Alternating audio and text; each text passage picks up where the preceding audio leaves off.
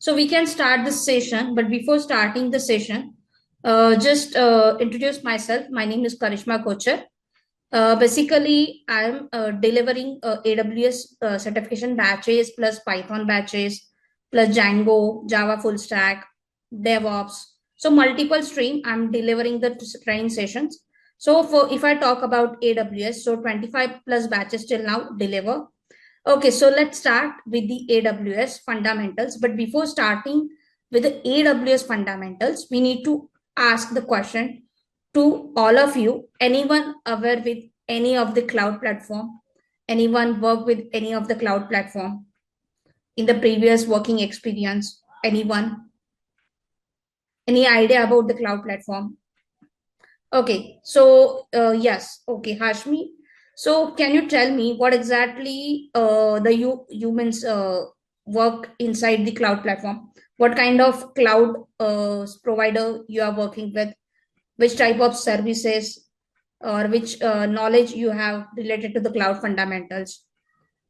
Yes, Hashmi.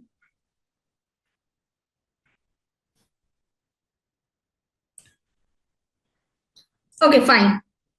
So basically, Hashmi says that aware with the cloud fundamentals, work with the cloud providers. Okay. So basically, what is the terminology of the cloud is? What is a cloud is, guys?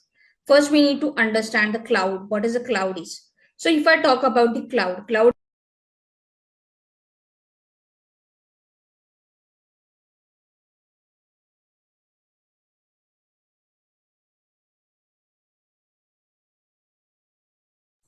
Ma'am, you are mute actually. Oh, sorry. It's my bad. Okay, again, speak out. Okay, fine. So let me again repeat the things. So basically, before starting with the cloud fundamentals, first we need to understand what is exactly the cloud is. Okay, cloud is nothing but it is a type of a internet services. It will provide the services to the customers via with the help of internet connections via internet platform. That is a cloud. Okay, cloud is the internet mediator who provide the services to the client. Now, what we can do as a customer, we can demanding some services from the cloud platform, and the cloud platform is responsible us to provide the services. Okay, so there are multiple services that will be provided by this cloud platforms. Okay, if I talk about the cloud computing, let me share the screen. Okay. So what is meaning of the cloud computing is? If I talk cloud computing, computing means compute something, right? Either we can compute, let's say we are computing software, we are computing hardware that is required for our application. That is the meaning of computing. Now, what is a cloud computing is? If I talk about the cloud computing, so cloud computing is industry in which the different services are provided and the whatever application that we are hosting with this cloud service provider, that for that application whatever background is required like hardware, storage, networking, all the things are computed.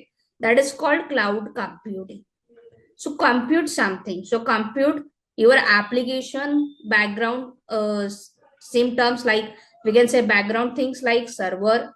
We need to compute networking. We need to compute routing. Okay, routing kind of thing, networking, storage, all this thing that is required to maintain your application on the cloud platform. We can compute this thing with the help of this cloud computing. So cloud computing is a service provider. It will provide the services to us on the basis what we demand, what kind of services we demand from this cloud providers. Now, who are responsible to provide this cloud computing services? So there are different cloud providers are there who are the responsible to provide this cloud computing services. Like AWS is there, that is Amazon Web Service cloud provider is there, who provide the cloud services. Then Google GCP is there, Google Cloud Provider Service will be there. Then Microsoft Azure is there. Then IBM Cloud Service Providers are there. Then Alibaba Cloud Service Providers are there. So these are the different cloud providers who will provide this cloud computing services to us. Now we discussed till now the cloud computing will provide services to us. We are demanding some services from the cloud platform, and the services will be provided to us. Now, but what type of services? That is a question. Anyone aware with the what type of cloud services that we use in our day-to-day life for our applications, for our day-to-day activity that we need to carry it smoothly? Okay, what kind of services like we can use from the cloud provider? So there are three types of services are there. First is as, second is PaaS, and third is SaaS. Okay, so these three types of services will be provided by the cloud computing providers like AWS, like GCP, like IBM Cloud. Okay, or if I talk about Alibaba Cloud also. Okay, then this all cloud providers are responsible to provide these three services. As IaaS. IaaS stands for infrastructure as a service. Can anyone tell me what do you mean? What is the meaning of infrastructure? Anyone aware with the infrastructure? Yes. Anyone aware with the infrastructure? What do you mean by infrastructure? Yeah, this is, we need to make this webinar interactive. No one way communication. It's a two-way communication. It's a discussion. It's not a session. We can say that. So please, so respond if you aware. That so it will, we can make it interactive. So what is the infrastructure? What do you mean by infrastructure? What do you conclude from the word infrastructure? Okay, now we'll see. We are getting a response in the chat. Yes, infra means all supporting components required. Okay, any other answer? What supporting components, Vishal? What kind of supporting components? The answer is correct. But what kind of supporting components are there? Okay, again, one more answer. Software, storage, servers. Okay. Okay, so that is the thing. Middleware. Okay, right. So these kinds of components are provided by the infrastructure. Okay, virtualization. Oh, virtualization is a different thing. I am talking about the infrastructure. What is the meaning of infrastructure? Okay, so if I talk about the infrastructures, so there will be on-premises infrastructure and cloud infrastructure. These two terminologies are there. Can anyone aware with this on-premises infrastructure? Any idea about on-premises infrastructure? What is that? If you don't know, we can discuss. Don't worry. But just for curiosity, or just for if you're already aware, you can answer what is that on-premises infrastructure. There are two types of infrastructure. First is on-premises infrastructure. Second is cloud infrastructure. So basically nowadays we are preferring the cloud infrastructure. But in a traditional days, in a traditional approach, before the cloud is introduced in the market, we are going with on-premises infrastructures. Every organization dealing with the on-premises infrastructure. Now, what is the on-premises infrastructure? Now, if I talk about any organization, okay, in the any organization, so day-to-day basis, on daily basis, we can just say that 10 to 15 application or maximum 10 applications are developed inside a single organization daily basis. So we need to maintain this application. Whatever application is developed, we need to maintain those applications. So how we can maintain this application within the organization? That is nothing but, so within the organization, if we need to maintain the applications, what we can do is we can create one data center room. Okay, data rack will be there. Some data racks will be there. Data center will be there. Physical servers will be there. So on the physical server, we can keep those applications. We can maintain those applications on the physical servers. And to maintain those applications on those physical servers, what we require some support engineer, some kind of special persons. We can say special team will be there, dedicated team will be there, who will be maintaining those data centers, data racks. Okay, so that is quite complex scenario. Okay, on-premise. This is called on-premises. When we set up the physical data center, physical data racks, physical setup, physical infra, physical servers, if we set up within the organization, that part is called as on-premises data structure. Now, what is the cloud data structure? So in the cloud data structure, cloud infrastructure, we can say. So inside the cloud infrastructure, the cloud is responsible to provide the servers, networking that is required to maintain the application, storage areas, storage factors. Okay, so this will be taken care by the cloud platform, not the physical level. We, as an organization, as the what we can say, as a team of organization, no need to take care about this server, storage, rate working, routing kind of things. So all these things will be taken care by the cloud providers. That is called a cloud infrastructure. And on-premises infrastructure means organization is responsible to set up the physical devices, whatever required to maintain the application, data centers, data racks, servers. So this all things will be maintained by your application organization. So that is your on-premises data structure. So difference is clear between the on-premises data structure and what will be the cloud infrastructure. Yeah. Any question on this? Is it clear what is on-premises? On-premises means within the organization, we can set up servers, we can set up, we can say networking devices, we can set up all the necessary thing that is required to maintain the application physically. We can do all this stuff. Okay, and what is the cloud infrastructure? So in the cloud infrastructure, the cloud providers are responsible to give this all required backend things like servers, networking, routing kind of things will be provided by the cloud providers. Just we can host our, what is our responsibility as an organization? Just we can keep our application on this cloud providers, with this cloud providers by using their different services. Okay, so infrastructure is clear. So when cloud computing providers are responsible to provide the infrastructure as a service for us. Okay, so they can provide the servers, networking devices, storage mechanisms. All the things will be provided inside this infrastructure as a service category of the cloud provider. Second is platform as a service category. What is that? Anyone aware with the platform as a service category? Yeah, if you are aware, so you are welcome to answer, guys. So what is that platform as a service? Yes, anyone? Platform as a service. Anyone aware with this? Infrastructure as a service, we already discussed. What about platform as a service? Okay, if you're not aware, we can discuss here. So what is that platform as a service? So cloud providers give some platforms for us, like they can provide the platform. So by using those platform, we are able to perform the testing of application, or they are providing the development platform for us. So we can, by using those platforms, we can perform the development. So that is nothing but your platform as a service. So they provide some services in terms of platform for testing, development. Okay, I'm getting answer from the Vishal. It is a service customer. Service customer is responsible for application and data only. Okay, this answer is related to platform as a service, Vishal, or this will, hello. Okay, okay, fine. So basically, what cloud providers will do, they can give some platform for us.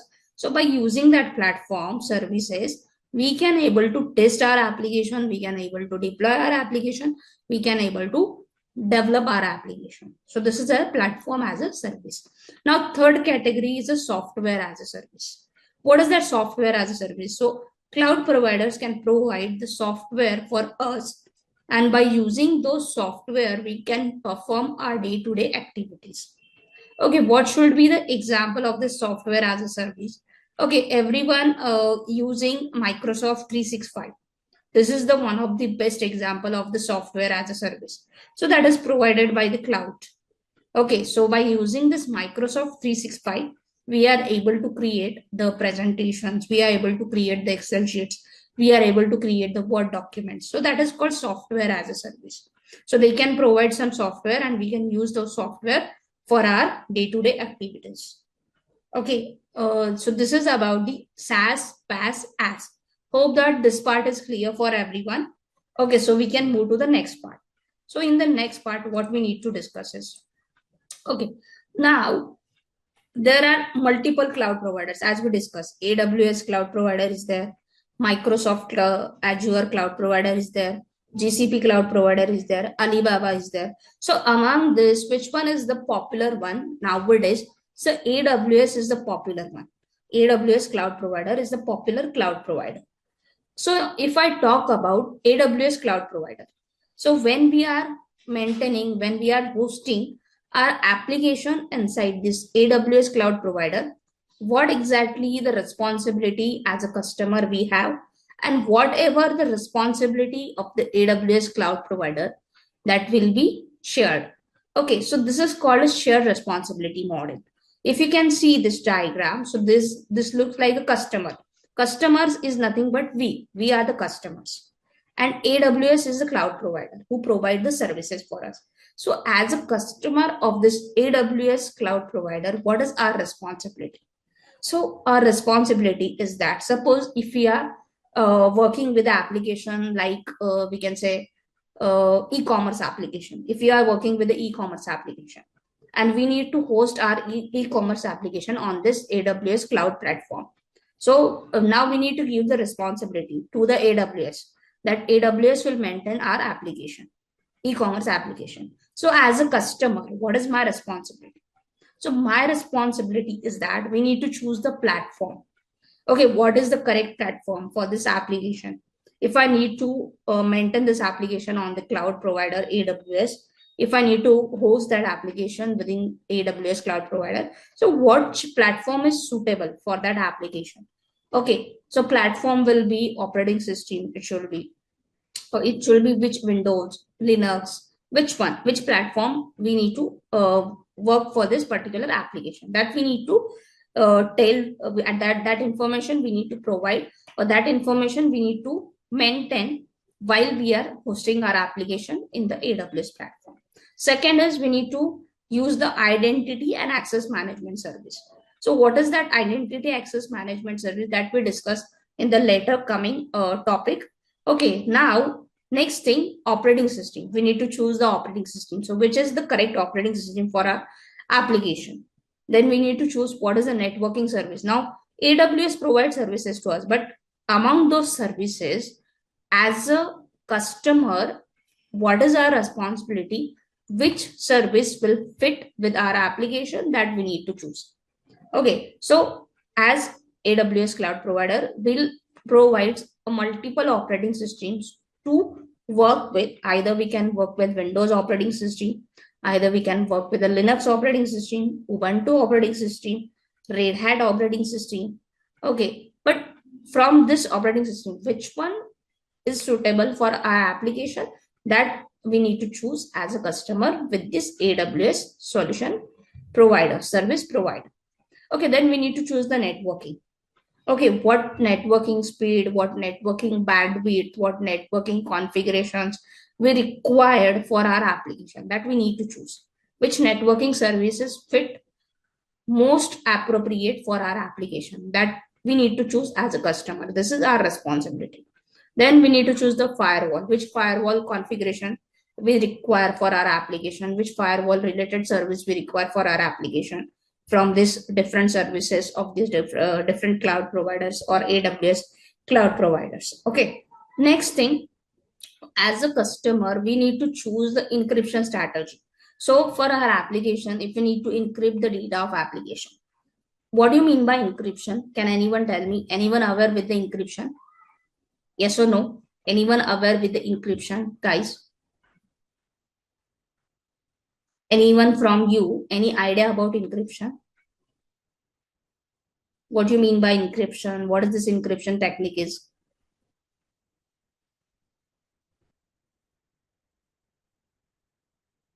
Okay, let's see. Security. It's related to security, but what is exactly is it? Can anyone tell me what exactly the encryption is? We are encrypting our application data. Means what exactly we are doing? What exactly we are achieving? We are encrypting. So as a customer, when we are using the AWS services, we need to choose the encryption strategy. Which encryption strategy will be fit for our application? We need to choose. Okay, so there were different strategies are there by the cloud provider. Okay, so from this encryption strategy, we can choose our own encryption strategy that will be fit for our applications. So this is a responsibility of customer. Just now we discussed. So encryption is nothing but convert your data in such a way from plain text to ciphertext. That is called encryption. So converting your application data to ciphertext format or encrypted format to provide your data from hacking, to give the security for your data, to maintain the security of data, we need to choose this encryption technique. Okay, so this now, till now, what we discussed, the responsibility of the customers we discussed. Now we need to discuss the responsibility of the AWS cloud provider. So AWS is responsible to provide the computing services. Computing services is nothing but hardware, infrastructure, software, networking, storage. This kind of computing services they can provide. Database related services AWS can provide. They can provide services, but which one is required for our application, that we need to choose as a customer. Okay. Now AWS is having one of the unique feature that is called global infrastructure. Okay, what is that global infrastructure is? So if I talk about the global infrastructure, global means it is spread across the world. Okay, AWS organize their data centers across the world. That is called global infrastructure. Okay, inside the global infrastructure, there will be different concepts are there. So we can discuss this concept as well. But just now, for now, time being, just try to understand what is the responsibility when we are using any cloud provider services or AWS cloud provider services. What is the responsibility of the customer and what is the responsibility of AWS? That we need to understand first. Okay, let's move to the next one. Okay, next part. So this is the same, the discussion. So whatever we discussed, that as a customer, what we need to do, we need to choose the data security techniques, application security, network security. We can choose identity access management. We can choose operating system configurations. And AWS is responsible for whatever we choose that will be provided by AWS. That is AWS responsibilities. Okay. Now, okay, before starting this, I need to give highlight on one topic here. So one topic is that is called as a global infrastructure. Just now we discuss about this in the shared responsibility. This component is there. So first we need to discuss about the global infrastructure. What is the global infrastructure is? So let me share the screen with you. So just let me know that the screen is visible for you guys. The another browser screen. Is it visible for everyone? The screen is visible. Okay, fine, great. So now what we need to discuss is we need to discuss about the global infrastructure. Now, if I talk about the global infrastructure, so inside the global infrastructure, if you can see, it's look like a Google map, right? So everyone nowadays are using this Google Maps to travel from one location to another location, right? So it's the same like a Google map here. But what is the difference here? This is the global infrastructure of your AWS cloud provider. So what is that AWS cloud provider will do that? So it will launch the data centers. Okay, what is a data center? Anyone aware with the data center? What do you mean by data centers? Anyone? Can anyone answer this? What is a data center? Hello. What do you mean by data center? So in the global infrastructure means worldwide, Amazon established their data centers.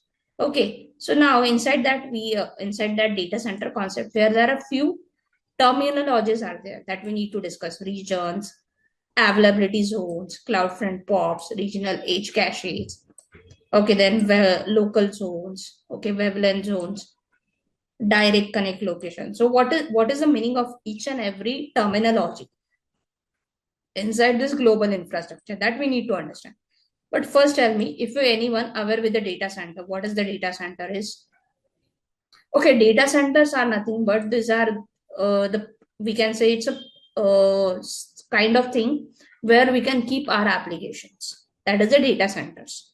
Okay, so it is a organized center, organized data centers. Now inside this map, it is look like your Google map, but it is not a Google map. Okay, it is a AWS global infrastructure map. Inside that, you can see there will be two color dots are there. First is green color dots are there, then second is red color dots are there.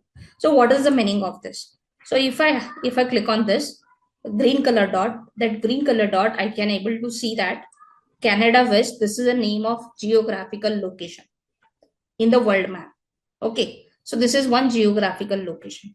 So in this location, you can see that it is launched in 2023 and availability zones are free.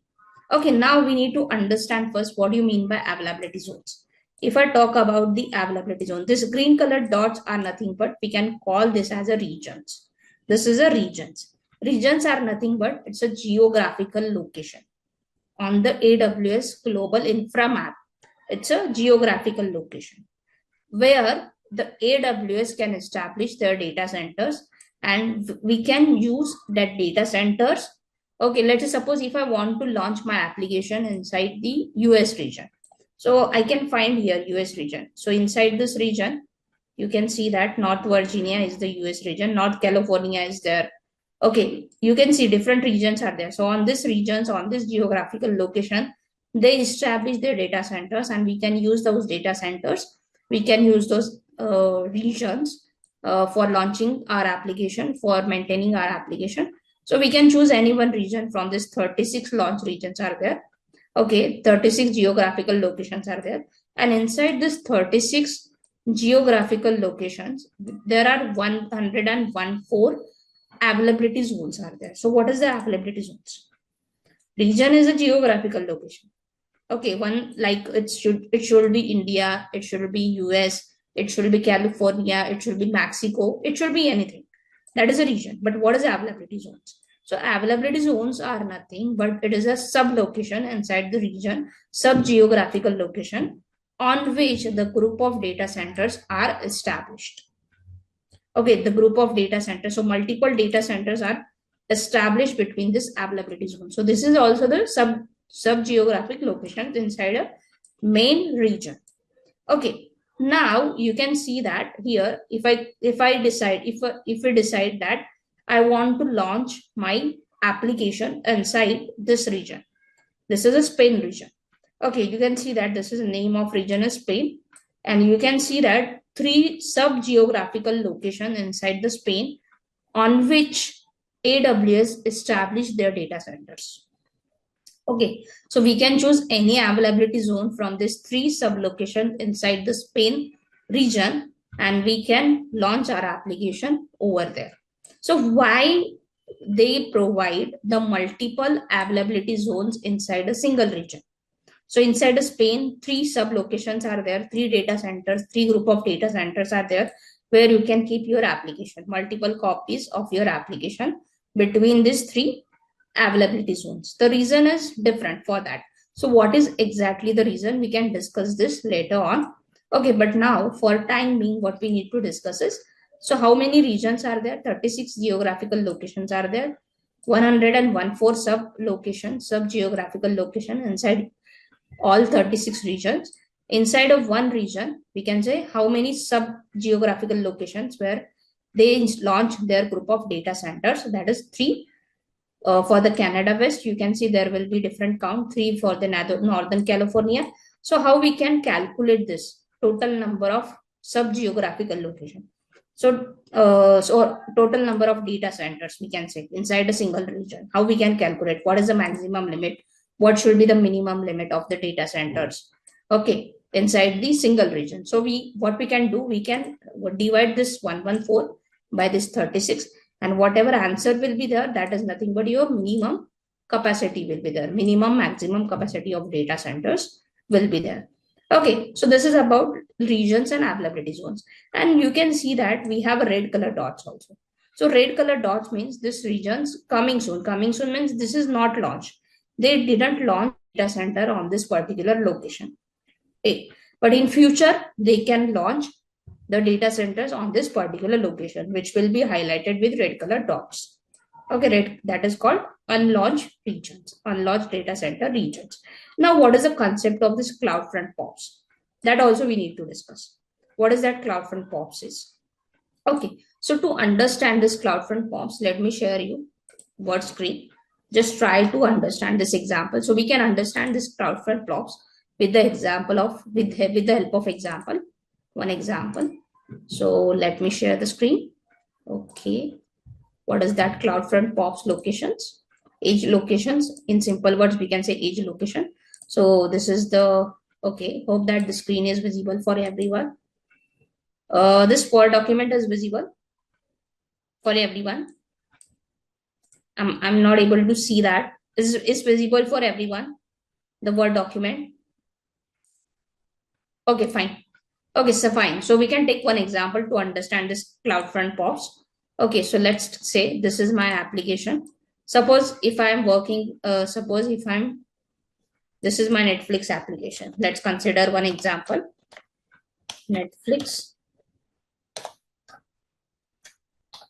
Let's say this is a Netflix Hollywood series we have.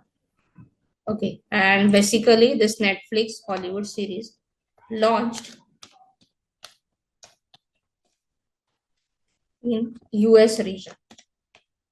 Which region? US region. United States. And there are different clients are there. This is my client 1. This is my client 2. This is my client 3. Okay, so first client is from India, we can say, who wants to access this Netflix Hollywood series. Second client is from China, we can say. And third client is from, we can say, Dubai. Okay, so 3 clients will be there. One from India, one from China, one from Dubai. Okay, so these clients want to access this Netflix application, Netflix Hollywood series. Okay, first request is come from the India. Okay, to access this Hollywood series. Now, even though this Netflix Hollywood series is launched in US region, and the request of the access will be from India region. Okay, so how we can make it available? How it should be available quickly without any latency, with the high speed transformation, how we can achieve this thing? Okay, so we can achieve this thing with the help of this CloudFront POPs. With the help of this feature, whatever we discussing, this CloudFront POPs. Or we can say that regional edge caches. We can use regional edge caches for CloudFront POPs. Okay, by using this particular mechanism, by using this particular feature, we are able to make the availability of application to the any region without any latency, without any delay. Okay, we can immediately give the access to this application. Either it is launched in any of the region outside the world. That is the responsibility of this CloudFront POPs feature. Now, how we can achieve this? That also we need to discuss. We just find the solution. So with the help of this CloudFront POPs, we can access the application from any region with low latency speed. Okay, but how we can do that? So what we can do, if we are using this regional edge cache location, so regional edge cache locations are nothing, but these are the central locations. Okay, centroid location, central location. So from this central locations, okay, what we can do with the help of this CloudFront POPs, we can cache the application. What we can do is we can cache our application to the central location, to the regional edge locations. So first, if request is coming from the India and your application is hosted in US region. So between the US region and between the India, okay, they can observe the regions, and by observing the regions of the client, regions of the application, they can find one regional edge location, central location, we can say that. And if they find the central location between the US and India, so they can cache the contents of your application from the original region to this regional edge location, this central location. They can cache the contents of application. And from there, from this regional location, they are able to transfer this to the client here. We can see they are able to transfer this application. They are able to give the access of this application to the client. Is it clear? That is nothing but your CloudFront POPs concept. This part is clear. If you have any questions, kindly ask on this. The CloudFront POPs. This is just one example to understand, to make you understanding how we can work with this CloudFront POPs. So this regional edge locations. So we can cache the application from the original region to the regional edge locations, nearest regional edge location. Then from this regional edge location, we can send that particular application data to the customer, to the end client, without any latency.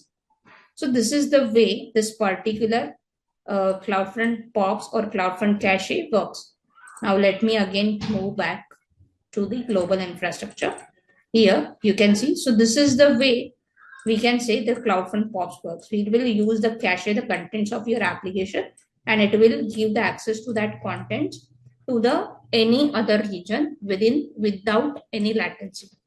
Okay, so that is the thing. Now, what is the local zone? Local zone is basically used to what we can say. Suppose if you want to work with one locality based applications, it is limited to only one locality. So at that time, we can use the local zones. Wavelength zone is basically for the 5G kind of services. If you are working with 5G services, 5G kind of mechanism, then we can use this wavelength zones. Now, what is a direct connection? Locations. So if I talk about this direct connect location, that is nothing but it is used to connect your on-premises infrastructure with AWS cloud. That is a direct connect locations. So we can connect on-premises data centers to the cloud infrastructure. So that is the thing about your global infrastructure. Okay, next we need to move to the next part of the discussion. This is another part of discussion. We can say that let's say we have the different services that is provided inside the AWS console platform. So one of the basic core and popular service that we need to discuss here, that is IAM service. IAM stands for identity and access management. Okay, so what do you mean by identity? Anyone, any guesses? What do you mean by identity? So we have 200 plus services, okay, inside the AWS. So we can use each and every service as per the requirement. Okay, so this is the first service that we need to discuss here, IAM service. But can anyone tell me about what do you mean by identity? What exactly you can pronounce identity, or what should be the identity will be? It's an identity access management service that we are going to discuss. Yes, anyone? What is identity?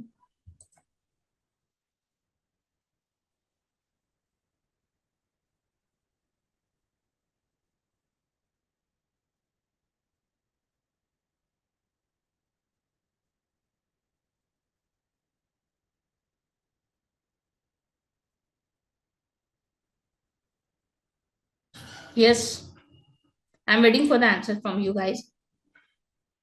Yes, correct. Sagar says correct. So basically, it is related to access. To whom we can give the access of the which services. So there are 200 plus services, right? Inside the AWS platform. But as a person, we are not able to give the access to all of the services to everyone. Hello. Yeah, I'm Yes. audible. Yeah, you are audible. Yeah, sorry. Actually, identity is nothing but who you are. Means you can identify like who you are. Yes, correct. But in terms of this AWS, identity is nothing but it is a person. Okay. Either it should be employees, either it should be vendors, either it should be any person who's working with AWS. Okay, it should be any person. So is it not possible? Na? We can give the access of all these AWS services to that particular person. Okay, let's say suppose XYZ person is there and XYZ person is started working with the AWS. Okay, so with a that person created AWS account, that person start using AWS services, right? So is it, this is not a best practice? Okay, that we can give the access of the AWS services to that all services to that particular XYZ person. So we can give the limited access that is only required for their job functionality. So that is called identity and access management. Access management means you can provide the list access, list privilege access to each and every AWS user or sub users, okay, or AWS identities, so they cannot misuse other services. Okay, only we can provide the access of the limited services which is required for their job functionality. That is called identity and access management. Okay, but before starting with this identity and access management, I need to ask you, anyone created previously any for the practice purpose or for the knowledge sake of knowledge purpose or for the working part of a working, anyone created the account on AWS console? Anyone? Because for performing to working with this particular services, we require AWS console account. Okay, there will be two types of accounts are there. First is root account is there, another is IAM account is there. Okay, let me explore you. Let me show you how we can create this account. Quickly, I can show you, and quickly we can log in with the AWS account also. Okay, so before starting with this, I need to show that part. Okay, so here we need to go to the browser tab. Just open the browser tab, and inside the Google, okay, we need to open the google.com here. So let's open here, and here we can write, let's say, AWS console login, and we need to open this AWS management console. Okay, so this is AWS management console is there. You can see that here you can create your AWS account. If I click on this, I need to create my AWS account. So after creating this AWS account, I'm able to work with the AWS services. Okay, so here you need to give your email ID, account name, all these details you need to fill. And once you fill all the details, and if you click on final step, okay, when for your sake of information, whenever you are creating account in the AWS premises, okay, in the AWS, you need to give the $1 charge. Okay, that will be refundable charge, but while the creation of account, it will take a $1 charge from us. Okay, then once they can refund this after the account is created, verified, and everything. So we need to fill all this detail and we need to create an account. But I'm already having means already created my account. So what I can do is I can directly log in with my account. Okay, so this is the login. This is actually I'm having the IAM account. So I need to log in with this URL. Now we'll show you how we can create this IAM user and how we get this IAM URL. Okay, we will show you that. We'll discuss on this also. Okay, we need to give the IAM. There are two types of account. First is root user account. Root user is a main user who is responsible to manage everything inside your account, and root user is having the access to all the services, whatever services we are using inside the AWS. All the services are accessible by a root user. Okay, and IAM user are the sub user that is created by root user or any other IAM administrator. Okay, and we can restrict the access of the services of this IAM users. We can't restrict the access of the IAM this AWS services for the root user, but we can restrict the access for the IAM user, that is sub users. Okay, this is my IAM account. This is my username and this is my password. Okay, I need to log in with my AWS account here. So this is the way. Once you create account, you will get this email ID, password, all this thing, and you can click on sign in. Okay, so either you can sign in via IAM user. Now I am logged in with the IAM user, so that's why I can directly click on sign in option. And second option, you can sign in via root user if you're directly working with the root user. Okay, but in the root user, what is the difference is that, so root user is your main user, super user. Okay, so the root user is a person who is having access to each and every services, okay, of the AWS. But if I talk about the IAM user are the sub user that is created by the root user, and they have restricted access of the services as per their job functionality. That is the IAM users. Okay, now here, when we log in this AWS console, this is my AWS console, right? So it should be look like this after login. And you can see that here, I'm getting the recently visited services are there. Okay.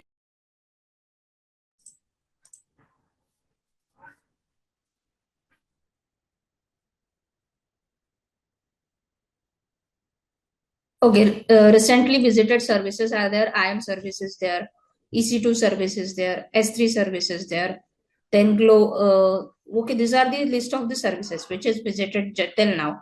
Okay, and here you can see if you created any application with the help of this AWS console, you can see that application. Okay, but currently no application is created. And if you scroll down, you can see the cost details. Okay, whatever services we are using inside this AWS cloud provider, it will make a charges from us. It will take a charges from us. It will cost. So costing will be differ. That is hourly basis costing. Okay, or month, it should be a daily basis, monthly basis. It should be depend. So if you can see that cost and usage, now this is a monthly costing. This is our monthly costing, $136.96. It should be in dollars. You can see that. So this will be the costing information we are getting on this dashboard. Okay, so this is the way we can get this kind of dashboard. Now, what we need to do, we need to working with this IAM service. Okay, what is that IAM service? As I already told you, it is used to create the sub users inside the main root user account, and we need to restrict the access of this AWS services to those users. That is called IAM users. Now here you can see these are the regions. From here you can change the regions. Here North Virginia, that is US region, California, Cape Town, Hong Kong, Hyderabad, Jakarta.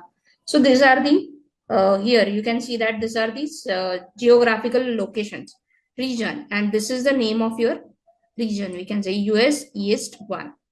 So here from here you can change the region. So in which region we need to work, we can change from here. By default, we can choose the North Virginia region because this is the cheapest.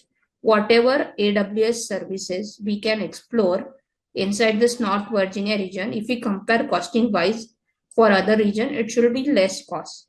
Costing will be less in North Virginia region, or either we can choose Mumbai region also for the India. That it is also cheaper costing. Okay, than if we compare with another regions. Okay, to explore the AWS services. Okay, now this is the IAM one. Now inside the IAM service, we have four important components. First is users, where we can create a sub users inside against the root account, and we can restrict the access of those users. Then we can create a group of users. Let's say suppose if you want to give, let's say suppose this user groups is essential when we can say that there are 4 to 5 employees are from the development background. Okay, and we need to give the access of the development related services to those users. So rather than giving the access, or rather than creating access separately for each and every user, we can create a group of users. Okay, user groups. We can create a group of users here. Then after that, the next thing we need to discuss is roles. Roles is a different concept. It is basically required for the service to service communication. So if we need to make a communication from one AWS service to another AWS service, then we can use this roles. Then this is important, policies. The fourth point, you can see that. What is the policies is? Policies are nothing, but it is the rules, set of rules. Okay, that we can attach to each and every user. Okay, policy is nothing but this is a set of rules. Some JSON kind of code will be there. So inside that JSON kind of code, what we can do, we can write some policies, we can write a set of rules, and we can attach that rules to the each and every user. Okay, to restrict the access of the users. Okay, so this is the way, these are the four important main concept, main components inside this IAM service. Okay, we can explore this here also for your better understanding. Okay, here let's say, let me share the screen. Can you able to see the screen? Okay, so now here you can see that users. So what is the user? User are uh, identities. Okay, groups, collection of user, multiple users are there, and we can create a group and we can allocate the permissions. Roles. Okay, roles is basically service to service communication. Policies are nothing but these are the JSON documents that define the permissions. So you can see that this way we can define this policy document. So for this particular user, we can understand when we started working, means we'll show you demonstration on this policy kind of thing, but just for now timing, just you need to keep in mind. So this is your policy structure where you can define the set of rules, and these rules will be applicable against the user or group of users. Okay, so if you write inside this policy, whatever you write, whatever service access you provide, that will be applicable to the users or group of users. So inside the policy, we can see that version is there, statement is there, effect is there, action is there, resource is there. Okay, effect. So inside that effect, what is effect? Either we can allow the access of this particular service, which service, S3 service. What is the resource of service? This is the resource of service. Okay, what kind of things we need to permit? What service access we need to permit for that particular user, that we can define inside this policy document. Okay, and now this is actually this one. You can see that this is the same thing that we discussed. So I am users, I am user group, I am roles. Okay, then programmatic access. This key component. These are the key components that we discussed already. These are the 4 to 5 key components are there. Okay, now let's demonstrate one example how we can create the user groups and how we can work with the user groups. Okay, so for that I need to share the console screen again. So let's move to the console screen. Let's open the console screen. So we are creating IAM user, means exactly what we are doing. We are creating a sub users. Okay, so suppose if why we require this kind of thing. Let's say suppose if we are working on the administration level and we are getting a notification from the HR, right? So 10 employees are joining in our company in the next coming week. And what we need to do, we need this are for the all employees are from the cloud background, and we need to give this AWS services access to those employees. Okay, so as an administrator person, what is our responsibility?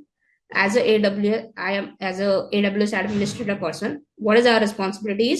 Our responsibility is that we need to create those users inside this IAM service. By using the IAM service, we can create a credentials for those users, and we can understand their job roles, and based on their job roles, we can assign the service access to those users. Okay, so if this kind of scenario is there, in that scenario, we can use this IAM service if we need to give the access to the identities. Okay, so how we can create identities, how we can create users. So here we need to click on users tab. This is my users tab. Okay, as you can see that. First, let me know the screen is visible for you. Yeah, we can see. Yeah, control screen. Okay. So how we can create user, how we can give the access of AWS services to users. Okay, so let's create user. Click on create user. Here you can give the name for the user. You can give any name for the user. Let's say my username is Sanjay. Now this is the option where we can write, can we provide the console access to the user? Yes, we can provide the console. Console access means this one, this console access. Okay. Yes, we can provide the console access for this user Sanjay. Now you want to provide some custom password for that user, or you want to use auto-generated password for that particular user.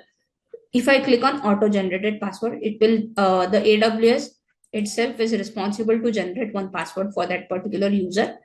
Okay. Now, if you want to click on show password, do you want to give the visibility of the password? Yes, that is your choice. I can say no, I don't want to give the visibility of the password to anyone. The next option is that while creating a user must create a new password in the next sign.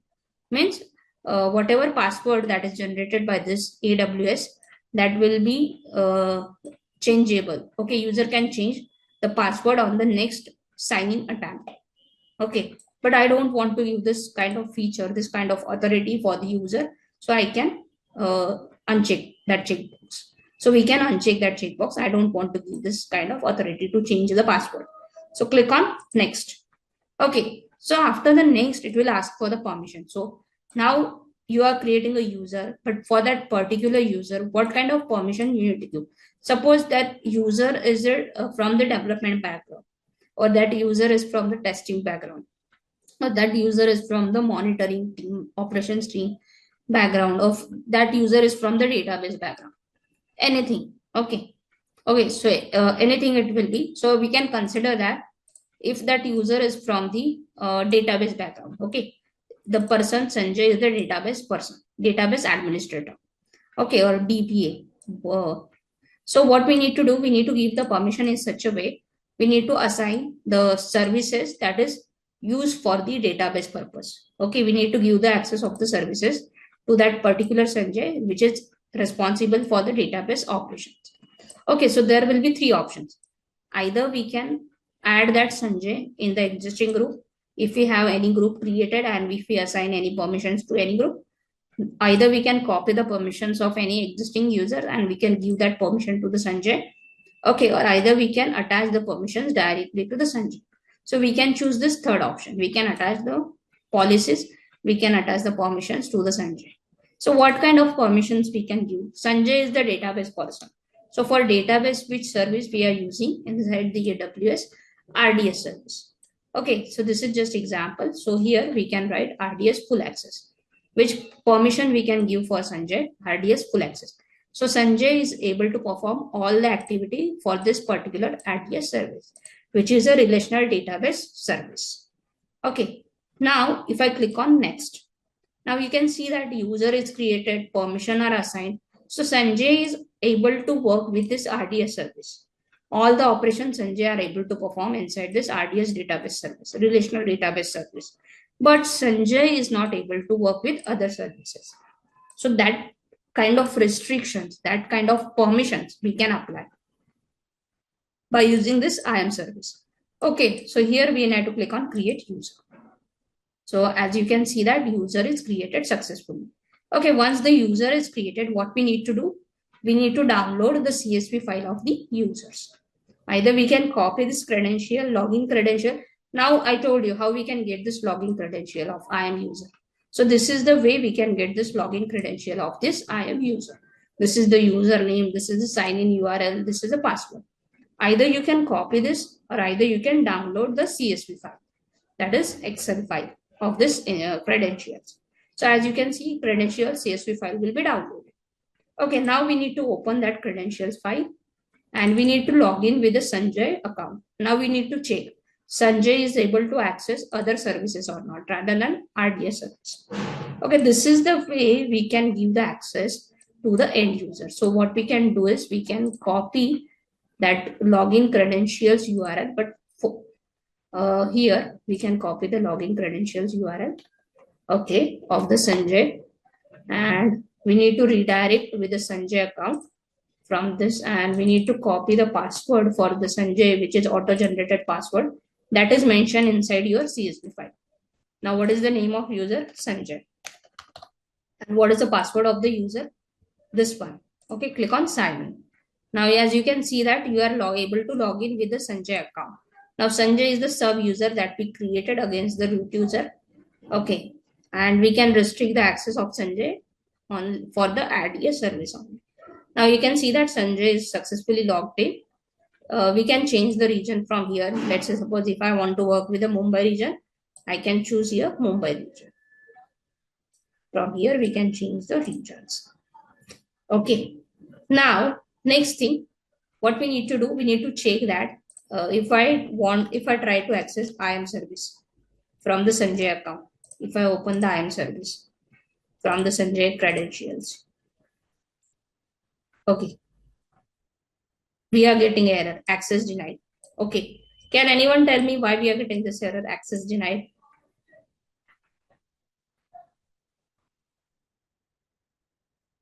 Why we are getting this error, access denied? Hello.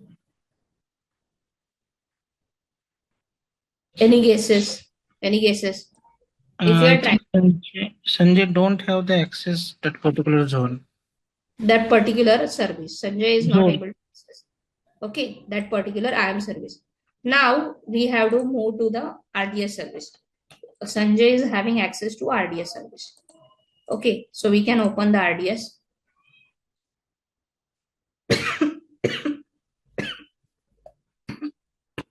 Now we are not getting any error, right? Hello. Correct. Sanjay is able to create database. Sanjay is able to create anything inside the RDS service. Okay, so able to understand how we can manage the users. Yes or no? Yes. Okay, so this is the way we can create a users and we can manage the users access by using this IAM service. Now I need to log out from this Sanjay account and I need to log in with my original account. Okay, so quickly I can log in with my original account. I can log out with Sanjay account. This is my own account. You can see that. You need to write the details, login details of the account. And here we can write this one, sign in. Okay, now I redirect with my account. So this is the way we demonstrated. That is nothing but what we can say, how to create sub users, sub IAM users, and how we can restrict the access of the sub IAM users. How we can apply the policies to sub IAM users. Now we'll show you the policy structure. Here we can discuss this policy structure. I need to open this Sanjay. This is policy. Policy means permission. RDS full access. So Sanjay is able to perform all the activities from this particular service. If I open this policy, let me show you the content inside this. What is a JSON? Basically, it is a JSON file. Okay. Permission file is a JSON file. You can see that. Okay. Effect is allow. Allow means Sanjay is able to access the RDS service. Then this many actions Sanjay is able to perform inside the RDS service. This is a list of actions. All the actions, okay, will be accessible, applicable. It will work. Sanjay can work with all kind of actions inside this RDS service that is mentioned inside the action attribute. All the resources Sanjay can access within the RDS service. Okay, you can see that. So this is the way we can define this policy. This is a structure of policy. Okay, let me show you the simple one also. This is the here policies. If I open the policy, let's say administrator access. If I open this, what is this meaning of this particular permission? That is means it's the access will be equal to the root user. Administrator access is nothing but it is equal to the root user access. So if you assign that administrator access policy to the any user, XYZ user, so that XYZ user is able to access all the services inside the AWS. That is called administrator access policy. It will able to access all the services inside your AWS account. Now, if I click on JSON, you can see this is the way the policies are nothing but JSON kind of template is there. So here we can create the version. Here we can write the statement. Inside the statement, effect is allow means able to access. Okay, perform all the action, able to access all the resources. Okay, so this is like a policy structure, JSON structure. Okay, we have. Okay, so this is a thing here that we need to show you the policy kind of thing. Now, suppose if we have more than 3 or 4 users out there, so those are belongs with the same department. Okay, so what we can do, we can create a group. For those user, we can create a group. So let's create a group. You can give any name to the group as per your convenience. Let's say, suppose if I conclude that, so if I'm having the user who are from the developer background, 4 to 5 users are there from the developer background. So what I can do is I can create a group of those users. So let's create group. The name of the group will be group developers. And here you can attach the permission. So these are the developers. So developer is basically using the Lambda service. Okay, which service? Lambda service. So we can find the Lambda full access, this kind of policy, this kind of permission we can attach to that particular group, and simply we can create a user. So this way we created a group. This way we attach the policy permissions to that group. Now we need to create a users and we need to add the users inside the group. So let me create a user. Let's quickly create two users. First is Ram. Okay. Click on next. Click on this option because now we created a group and we attach the permission to group. So we can add the user Ram to the group. Which group? Which one we created? This one. Recently we created this group. So we need to select that group and we need to add the Ram inside this particular group. Create user. So as you can see that Ram user is created. Okay. So whatever permissions that we assign to this particular group, that is applicable to Ram and any another user. If we create one more user, let's say create another user, let's say Sham, then provide the console access to the Sham, auto-generated password, click on next. Okay, then again we need to add the Sham inside the same group because Sham is also from the developer background. So we can add the Sham inside the developer group developers. Click on next, click on create user. So this is the way we can add the users inside these groups. Now if I go to if we move to user group section, so this is my user group section. Now you can see that this is the user group section. Inside this user group section, we need to open that group developers. You can see that two users are registered inside this group. Now whatever permission that we configure for this particular group, that is applicable to this users, Ram and Sham both. So user group part is clear for you guys.